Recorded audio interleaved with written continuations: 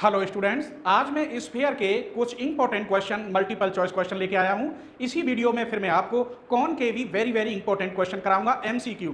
तो चलिए देखते हैं कौन कौन से ऐसे क्वेश्चन हैं बस स्फीयर के जो वेरी वेरी इंपॉर्टेंट हैं और इस वीडियो में हैं। 100% इसमें से लगभग 20 क्वेश्चन हैं, 5 से 7 क्वेश्चन एग्जाम में जरूर मिल जाएंगे, क्योंकि मैंने 3 राइटर की बुकों को एक जगह करके सारे एमसीक्यू इसमें रखे हैं। ठीक है, तो चलिए देखते हैं पहला क्वेश्चन क्या कह रहा है। The coefficient of the sphere. तो सबसे पहले हमें स्फीयर की इक्वेशन मालूम होनी चाहिए। तो क्या होती है जनरल इक्वेशन ऑफ स्फीयर? यहां लिख रहे हैं x square plus y square plus z square plus 2ux plus 2vy plus 2wz plus d equal to 0। हमने देखा यहाँ x square y square z square का कोफिशिएंट 1 है। क्या है? 1। तो ये यही कह रहा है the equation of sphere the coefficient of x square y square z square का क्या होता है? 1 1 1। इसका भी 1, इसका भी 1, इसका भी 1। तो मैं यहाँ लिखे देता हूँ कोफिशिएंट 1 1 1। तो पहला क्वेश्चन क्लियर हो गया, कभी भूलोगे तो नहीं। दूसरा क्वेश्चन देखते हैं। The equation a x square B Y square C Z square plus 2ux plus 2vy 2wz plus d equal to 0 represent a sphere if. हमें ये पता है ये स्फीयर जैसी इक्वेशन बन रही है, लेकिन कुछ कमी है। आप सोचिए क्या? यहां ए बी और सी की जगह पर क्या होना चाहिए? 1 होना चाहिए, तभी ऐसी इक्वेशन ये बन जाएगी। तो इसका मतलब है इफ ए बी और सी इक्वल क्या हो? 1। अब आप इसको एमसीक्यू बनाएंगे तो ए बी सी बराबर 1 हो, ए बी सी बराबर 2 हो, ए बी सी बराबर अलग अलग रख दे, ए बराबर 1 बी बराबर 2 सी बराबर 2, तो एमसीक्यू बन जाएगा। तो क्लियर हो गया। ये स्फीयर की इक्वेशन तभी होती जब एक्स वाई जेड के जो कोफिशिएंट हैं वो 1 होने चाहिए। 1 तभी होते जब ए बी सी इक्वल क्या हो? 1। चलिए नेक्स्ट क्वेश्चन देखते हैं। Question number 3। The equation of sphere whose centre 0 0 and radius is a. अब हमें वो स्फीयर की इक्वेशन मालूम होनी चाहिए जिसमें सेंटर और रेडियस गिवन हो। तो ऐसी इक्वेशन मैंने बताई है लेक्चर 1 में ही। तो मान लीजिए सेंटर यू बी डब्ल्यू है, तो x माइनस यू का whole square, y minus V का whole square, z minus W का whole square equal to A square. कब? सेंटर ये कह रहा है 0 0, सेंटर क्या हो? 0। It follow that this is 0 0 0। तो इक्वेशन होगी केवल x square plus y square plus z square equal to A square. तो इसकी इक्वेशन क्या हुई? X square plus y square plus z square equal to A square. Clear हो रहे हैं? कोई परेशानी? आइए नेक्स्ट क्वेश्चन देखते हैं। Question number 4। The coordinate of the centre and radius of the sphere. सबसे पहले इस इक्वेशन की हम जनरल इक्वेशन से कंपेयर करेंगे, लेकिन यहां तो 2 2 है और यहां क्या है? 1 1। इसमें पूरे में 2 की डिवाइड कर देते हैं। तो मैं यही लिख रहा हूं, तो ये बनेगी x square y square z square. 2 की डिवाइड करोगे तो माइनस के 2x plus 4y minus 6z plus के 6 इक्वल टू 0। अब जब ये इक्वेशन 2 की डिवाइड करने पर ये आ गई, ये जेड स्क्वायर ऐसे लिख देता हूं। अब इसके सेंटर, तो मैंने एक ट्रिक बताई थी। सेंटर का मतलब है यू वी डब्ल्यू निकालने, और यू वी डब्ल्यू तभी निकलेंगे जब इसके एक्स और वाई और जेड के कोफिशिएंट में -2 की डिवाइड कर दें। अर्थात एक्स वाई जेड के जो कोफिशिएंट हैं उनमें आप -2 की डिवाइड कर देंगे, वो आंसर सेंटर कहलाएंगे। जैसे इसमें -2 की डिवाइड करोगे तो 1, इस 4 में -2 की डिवाइड करोगे तो -2, इसमें -2 की करोगे तो 3। तो ये आपके सेंटर बन गए। अब कह रहा है रेडियस। तो रेडियस क्या होती है? इसी इक्वेशन से मैं रेडियस बना रहा हूं। U square plus v square plus डब्ल्यू square minus d. D equal to कितना? यहां पर 6। तो रख दीजिए 1 प्लस 2 दूनी 4 प्लस 3 3 9 माइनस के 6। तो यहां बचे 3 और 5 8। ये इसकी रेडियस हो गई। इस प्रकार कोई भी स्फीयर हो, कैसा भी हो, उसकी हम इससे कंपेयर करके क्या रेडियस और सेंटर निकाल लेते। सेंटर तो बिल्कुल आसान है, चुटकियों में निकाल देंगे। कैसे? एक्स वाई जेड के कोफिशिएंट में -2 की डिवाइड करके। ठीक है, चलिए नेक्स्ट क्वेश्चन देखते हैं। Equation of sphere whose end point as a diameter. Diameter के अकॉर्डिंग स्फीयर की इक्वेशन क्या होती है बता सकते हो? तो मैं यही लिख रहा हूं x minus x1 x minus x2 plus y minus y1 y minus y2 plus z minus z1 z minus z2 equal to 0। अगर आपके पास यह 2 3 4 -1 5 6 होता, ऐसे ही आप रख देते और सॉल्व करते, इस प्रकार स्फीयर की एक नई इक्वेशन बन जाती। ठीक है, तो जब डायमीटर के पॉइंट दे रखे हों कोई भी, तो ये इक्वेशन आपको मालूम होनी चाहिए, इसमें आप रख देंगे, स्फीयर की इक्वेशन बन जाएगी। जब मान लीजिए ऐसे रखने के बाद स्फीयर की इक्वेशन बन गई, ये आई, तो फिर इसके सेंटर कैसे निकालेंगे और रेडियस कैसे निकालेंगे? कहने का मतलब डायमीटर के पॉइंट दे रखे हों और वो पूछे आपसे सेंटर, तो कैसे निकालेंगे? रेडियस पूछे तो कैसे निकालेंगे? ये सब एक एक नंबर के क्वेश्चन हैं जो एक एक मिनट में सॉल्व हो जाएंगे। ठीक है, तो चलिए नेक्स्ट क्वेश्चन देखते हैं।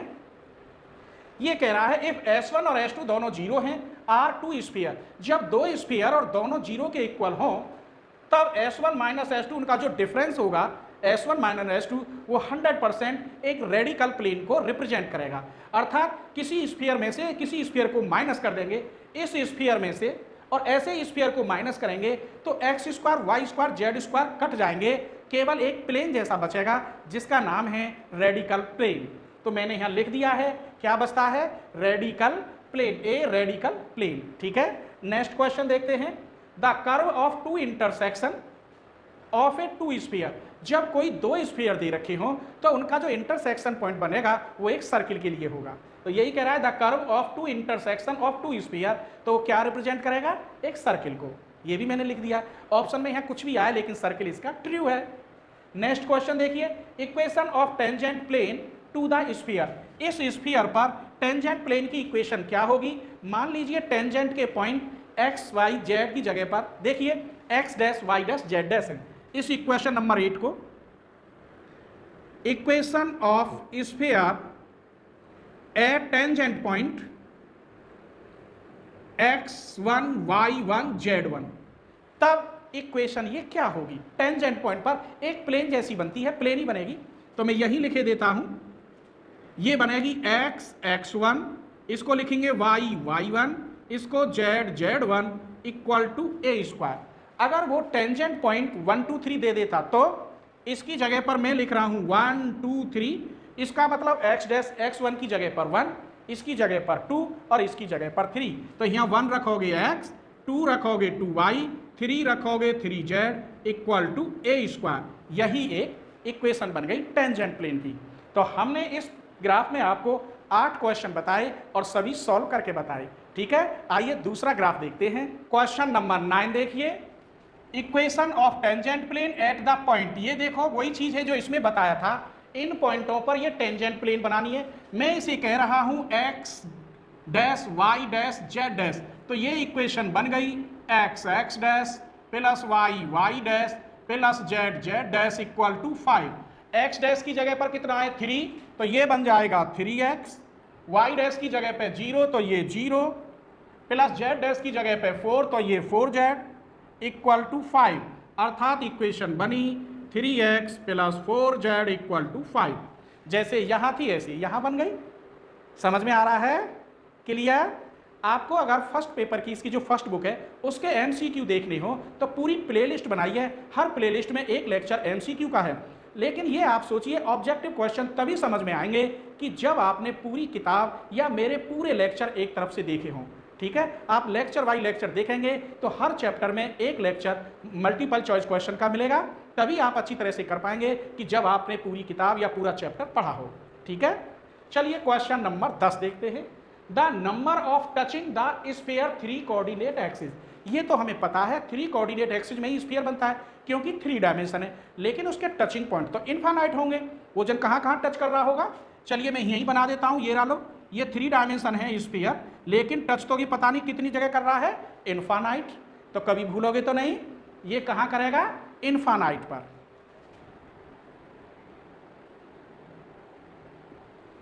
आइए अब क्वेश्चन आते हैं ऑब्जेक्टिव मल्टीपल चॉइस क्वेश्चन। 11वां question, the centre of the sphere. जब स्फीयर दे रखा है तो उसके सेंटर हम कैसे निकालते हैं? अभी बताया था मैंने, केवल एक्स वाई जेड के कोफिशिएंट में -2 की डिवाइड कर देते हैं। याद है? भूल गए? तो क्या करेंगे, इसके कोफिशिएंट में -2 की डिवाइड तो a/2, -2 की डिवाइड b/2, -2 की divide c/2। It follow that centre आए a/2, b/2 और c/2। तो देखते हैं कौन सा सही है। बी पार्ट इसका सही है, कभी भूलोगे तो नहीं। आइए क्वेश्चन नंबर 12 देखते हैं। The radius of sphere. हमने एक इक्वेशन बताई थी आपको अभी, जब सेंटर और रेडियस दे रखे हों उस समय स्फीयर की इक्वेशन क्या होती है। सेंटर 0 0 बताए थे, तो ये बताई थी x² + y² + z² equal to a²। लेकिन यहाँ तो 2 2 2, इट फॉलो दैट पूरे में 2 की डिवाइड कर दो। डिवाइड करोगे तो x² + y² + z² equal to 25। ये मैं यही रखे देता हूँ। a² इक्वल टू 25, तो a इक्वल टू कितना हुआ 5। इसका मतलब रेडियस 5 है। तो देखते हैं कौन सा सही है। इसमें तो ऑप्शन दे ही नहीं रखे, इसीलिए इसका आंसर कौन सा सही है 5। यहाँ 5 सही है या 25 या 50 या नन, ये आप ऑप्शन लिख लेना, मैं भूल गया ऑप्शन लिखने। ठीक है, तो इसका ए पार्ट सही है 5। चलिए क्वेश्चन नंबर 13 देखते हैं। The centre of great circle of the sphere. यही स्फीयर दे रखा है, तो इसके सेंटर क्या होंगे? पता है इसके सेंटर मैंने क्या लिखे थे अभी? 0 0 0, क्योंकि जब रेडियस और स्फीयर दे रखे हों ऐसी कंडीशन में स्फीयर की इक्वेशन क्या होगी? कब? जब सेंटर और रेडियस गिवन हो। तो मैंने बताया था x - u का होल स्क्वायर, y - v का होल स्क्वायर, z - w का whole square equal to a²। लेकिन ये 0 0 हैं क्योंकि इक्वेशन ऐसी लिख रही है x² + y² + z² equal to a²। ये कब आएगी? जब u v w क्या हो 0 0 0। इसका मतलब सेंटर हमारे 0 0 हैं। तो देखते हैं कौन सा सही है। B part is the right answer. चलिए क्वेश्चन नंबर 14 देखते हैं। ये कह रहा है 3 4 5 is one end of the diameter of the sphere. ये स्फीयर दे रखा है, तो अदर एंड क्या होंगे? अर्थात इसने x1 y1 z1 दे रखे हैं, तो x2 y2 z2 क्या होने चाहिए? तो हम स्फीयर की इक्वेशन लिख के बताते हैं डायमीटर के अकॉर्डिंग। जब पॉइंट ये है x1 y1 z1, मैं कह रहा हूं एक पॉइंट है x1 y1 z1 और दूसरे एंड पर हैं x2 y2 z2, तो ऐसी कंडीशन में स्फीयर की इक्वेशन क्या होगी? x - x1 x - x2, y - y1 y - y2, z - z1 z - z2 equal to 0। ये हमारे पास है, हमको ये देखना है, ये देखना है और ये देखना है। यहाँ 1 है, यहाँ 2 है और यहाँ 3 है। माइनस नहीं, क्योंकि माइनस में तो ऑलरेडी होता है। तो अदर एंड क्या होंगे? 1 2 3। देखते हैं कौन सा सही है। This is the right answer. आइए 15 क्वेश्चन देखते हैं। The equation of sphere. Sphere की दे रखी है, लेकिन ये क्यों लटका रखा है इसने खामोखाई? Plus d equal to 0 represent a sphere if f equal. तो पूछ रहा है f की वैल्यू क्या? ये खामोखाई लिख रहा है f इक्वल 0 होना चाहिए, क्योंकि अगर ये 0 हो जाए तो ये स्फीयर की इक्वेशन है। इसका मतलब a is the right answer. चलिए नेक्स्ट ग्राफ देखते हैं। चलिए क्वेश्चन नंबर 16 देखते हैं। Two sphere centre C1 and C2 radius R1 and R2 respectively touch externally if C1 C2 is equal to. जब ये एक्सटर्नली टच हो तो ये C1 C2 दोनों रेडियस के सम के इक्वल होता है। ये पार्ट सही है। यदि यहाँ इंटरनली कहता तो डिफरेंस के बराबर सही होता। तो इसी में से 2 क्वेश्चन बना दिए। आइए नेक्स्ट क्वेश्चन देखते हैं। The radical plane of 2 sphere. जब 2 स्फीयर दे रखे हों S1 और S2 और रेडिकल प्लेन के लिए दोनों 0 के बराबर होते हैं, तो उनका डिफरेंस जो होता है वो 100% रेडिकल प्लेन कहलाता है। तो कौन सा आंसर सही है? ये B is the right answer. तभी तो x² y² z² कट जाते हैं, जो बचता है वो एक प्लेन बचता है जिसका नाम है रेडिकल प्लेन। आइए अलग क्वेश्चन देखते हैं। 2 sphere with centre C1 and C2 common point P cuts orthogonal C1 P square plus C two P square equal to क्या होगा, C1 C2 का भैया जगह खाली है बता रहा हूं, ये C1 C2 P और ये रेडियस R1 ये R2, ये कॉमन रेडियस R होती है, PM कह दो इसे R, इसमें से मैं 2 3 बना दूंगा। तो देखिए ये C1 P का स्क्वायर प्लस C2 P का स्क्वायर इक्वल टू होगा C1 C2 का स्क्वायर। क्यों होगा, क्योंकि ये ऑर्थोगोनल में 90 डिग्री होता है और 90 डिग्री के सामने की साइड को हम हाइपोटेनियस या कर्ण कहते हैं और कर्ण पर बना वर्ग शेष 2 भुजाओं पर बने वर्गों के योग के बराबर होता है, अर्थात C1 C2 का square equal to C1 P का वर्ग C2 P का वर्ग। इट फॉलो दैट इसका आंसर C सही है। आइए इस क्वेश्चन को देखते हैं। The pole of the plane, ये plane with respect to sphere, ये मैंने प्रूफ करके दिया है, शायद लेक्चर 3 में है। तो इसके जो पोल के पॉइंट होते हैं ये होते हैं a square L upon P, B square M upon P, C square N upon P, बाकी सब रॉन्ग है।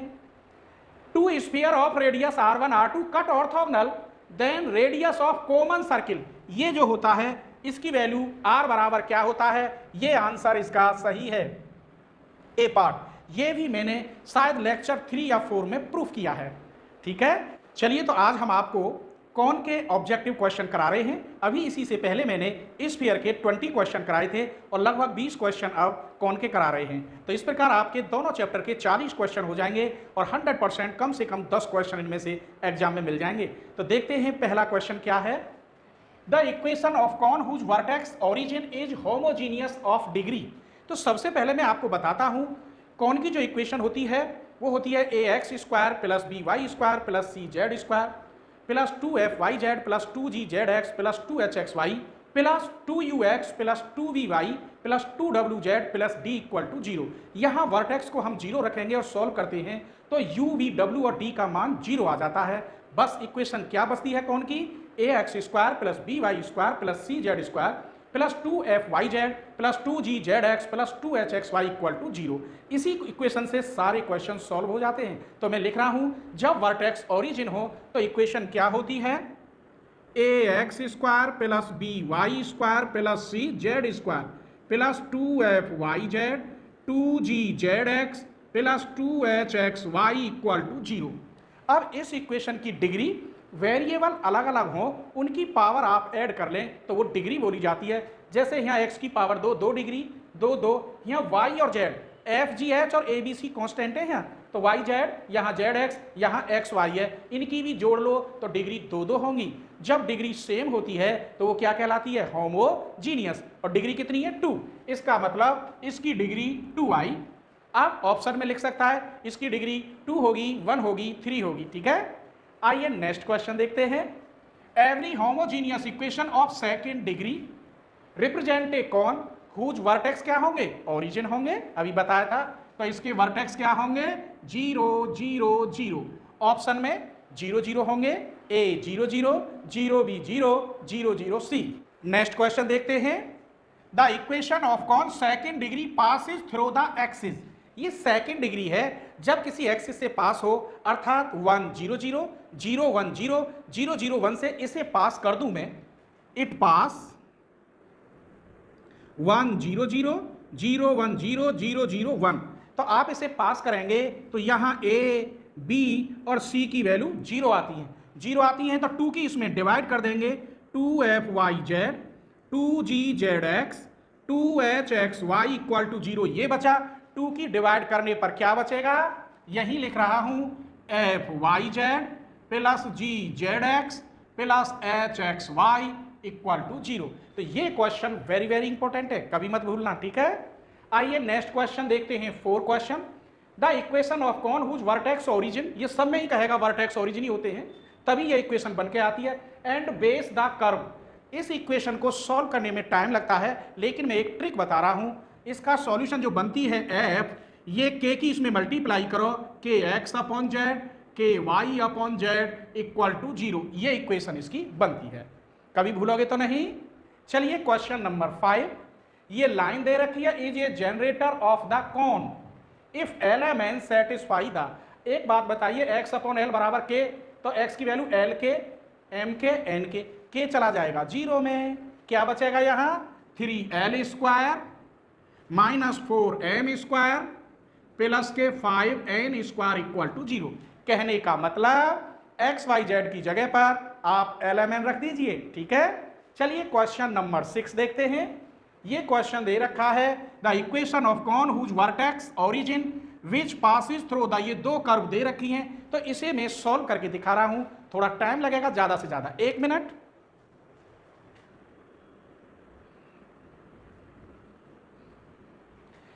इस क्वेश्चन को हमें होमोजीनियस बनाने के लिए कोई नया वेरिएबल लेना होगा। मान लीजिए कोई t न्यू वेरिएबल है, तो इसे बनाइए आप ax square by square equal to 2zt, क्योंकि यहां 2 डिग्री, यहां 2 डिग्री, यहां भी अब 2 डिग्री होमोजीनियस।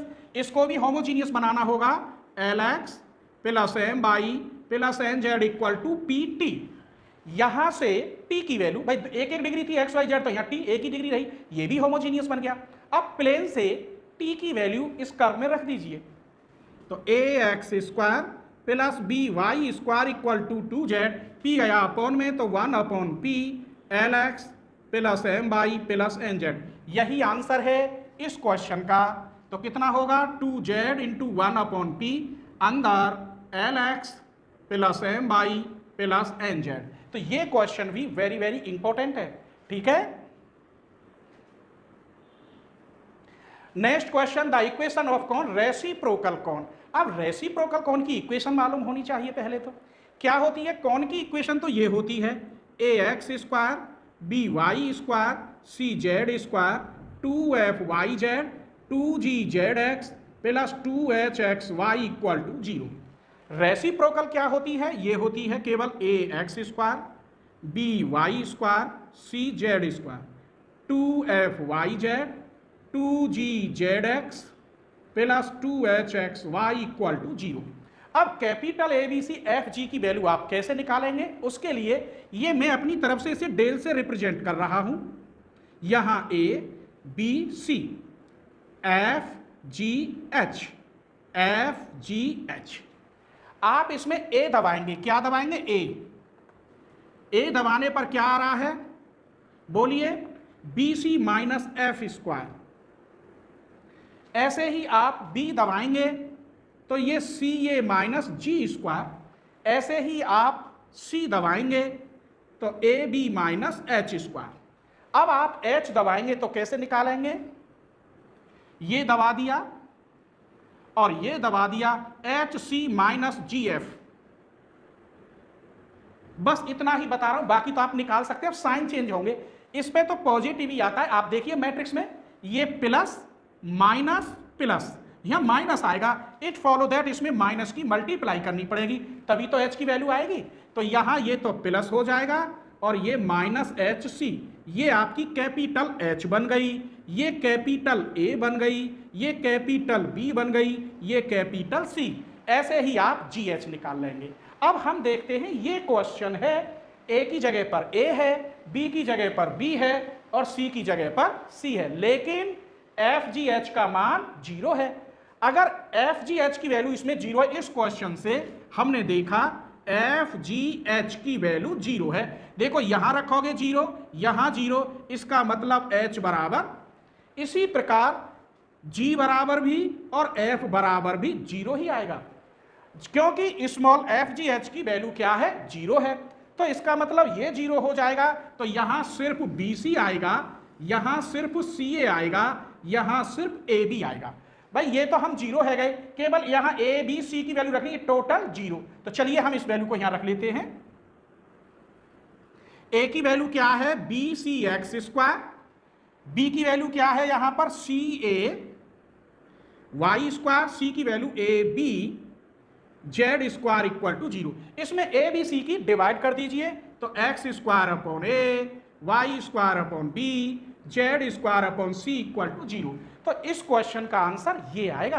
अब ऑप्शन कैसे बनाओगे? यहां माइनस कर दे, यहां माइनस कर दे, यों की त्यों रहने दे और एक नन ऑफ दीज कर दे। तो ये ग्राफ आपकी समझ में आ गया होगा। अब नेक्स्ट ग्राफ देखते हैं। क्वेश्चन नंबर 8 देखिए। द इक्वेशन रिप्रेजेंट, ये इक्वेशन अगर आप 2 बार खोलोगे, पहली बार इसे माइनस में लेकर होल स्क्वायर करेंगे, फिर एक बार अंडर रूट फिर भी आएगा, फिर दोबारा होल स्क्वायर करेंगे तो ये 100% कौन की इक्वेशन बनेगी। और हर राइटर की बुक में ये क्वेश्चन है, वेरी वेरी इंपॉर्टेंट है लॉन्ग क्वेश्चन में। तो ये रिप्रेजेंट एज ए कॉन, तो किसकी इक्वेशन बनेगी, ये कॉन की। आइए क्वेश्चन नंबर 9, ये प्लेन में cut the cone perpendicular. Perpendicular line अगर बनेगी तो 100% इसकी वैल्यू 0 आती है। मैंने सॉल्व किया, वेरी वेरी इंपॉर्टेंट क्वेश्चन है और हर राइटर की बुक में है, इसकी वैल्यू भी 0 आएगी। क्वेश्चन नंबर 10 देखिए, द कॉन दे रखा है has 3 mutually perpendicular generator if. इसका मतलब है coefficient of x square plus coefficient of y square plus coefficient of z square equal to 0 होना चाहिए। कब, जब 3 म्यूचुअली परपेंडिकुलर जनरेटर हो। तो यहां coefficient of x square A plus B plus C, इसकी वैल्यू क्या होनी चाहिए, 0। तो ये 10 क्वेश्चन ऐसे थे कि मैंने इनके ऑप्शन नहीं लिखे, अब आगे के क्वेश्चन के ऑप्शन भी लिखे हैं। चलिए question number 11, the vertex of the cone. ये कॉन की ही इक्वेशन है, सेकंड डिग्री में है, ये प्रूफ करके आती है। लेकिन ये कब आती है पता है, जब 3 कोऑर्डिनेट से पास हो और 100% वर्टेक्स ओरिजिन होते हैं। तो इसका आंसर ये सही है। The degree of every homogeneous equation of cone. Cone की कोई भी इक्वेशन ले लें वो सेकंड डिग्री में होती है और होमोजीनियस होती है। जैसे ये भी है, देख लो, ये सेकंड डिग्री में वाई जेड, जेड एक्स और x y, f g h यहां कांस्टेंट हैं। तो कितनी डिग्री में है, ये कौन सा क्वेश्चन था, the degree of every homogeneous cone 2 degree होती है। द इक्वेशन दे रखी है ये रिप्रेजेंटेड कॉन इफ, ये मैंने प्रूफ किया है, ये एग्जाम्पल भी है, किसी किसी किताब में क्वेश्चन है, इसके इक्वल डी आता है। क्या आता है, डी। लॉन्ग क्वेश्चन है ये, तो इसका आंसर ये सही है। द प्लेन, ये प्लेन दे रखा है और इस कॉन को कट कर रहा है, वही क्वेश्चन है जो उधर आया था, ये वाला क्वेश्चन है। Perpendicular line if a plus B plus c equal to 0 ही होता है, ये भी मैंने सॉल्व किया है। आइए, द इक्वेशन ऑफ कॉन, ये इज रेसिप्रोकल कॉन। इस कॉन को आप पहले खोलेंगे, 2 बार खोलने के बाद ये कॉन की इक्वेशन बन जाती है। और कॉन की इक्वेशन से रेसिप्रोकल कॉन हम कैसे बनाते हैं ये मैंने अभी बताया था। इस प्रकार आप बनाएंगे तो ये आंसर आता है f y z plus g z x plus h x y equal to 0 reciprocal cone में। ठीक है, क्वेश्चन नंबर 16 देखिए, ये कॉन की इक्वेशन, ये पूरी इक्वेशन लिख रही है कॉन की, has 3 mutually generator if a plus B plus c equal to क्या बताया था अभी, 0। इसका मतलब ये क्वेश्चन बहुत इंपॉर्टेंट है, बार बार आ रहा है, तो इसकी value 0। The reciprocal cone of, इसका अभी मैंने बताया था, वहां प्लस था, इसमें एफ जी एच नहीं है, मैं यही बता रहा हूं, f g h equal to 0। इसका मतलब कैपिटल एफ कैपिटल जी, इसकी वैल्यू 0 आएगी। ए की जगह पर यहां ए है, बी की जगह पर माइनस बी, सी की जगह पर सी। तो कैपिटल ए केवल बी सी होता है, बी केवल सी ए और सी केवल ए बी, क्योंकि एफ जी एच 0 है। अभी बताया था बी सी, इन दोनों की मल्टीप्लाई होगी तो माइनस के बी सी, सी ए, इन दोनों की मल्टीप्लाई होगी तो सी ए बी, बी और ए इन दोनों की मल्टीप्लाई होगी तो माइनस के ए बी। रेसिप्रोकल कौन बताया था, A x square B Y square C Z square dot dot, वो तो 0 हो जाएंगे। ए की वैल्यू रखिए माइनस के B C X square, B की value plus C A Y square, C की value minus A B Z square, बाकी सब 0। इसमें माइनस ए बी सी की डिवाइड कर दो तो यहां x square upon a minus y square upon b plus z square upon c equal to 0। तो इसका कौन सा आंसर सही है, ये वाला x square upon a minus y square upon b plus z square upon c, c is the right answer. आइए, ये दे रखा है 3 mutually perpendicular generator then tan alpha. 3 mutually perpendicular बताया था, coefficient of x square plus coefficient of y square plus coefficient of z square equal to 0। तो coefficient of x square 1, coefficient of y square 1, coefficient of z square minus के tan square alpha equal to 0, tan alpha equal to under root 2। तो इसका मतलब इसमें ये part सही है।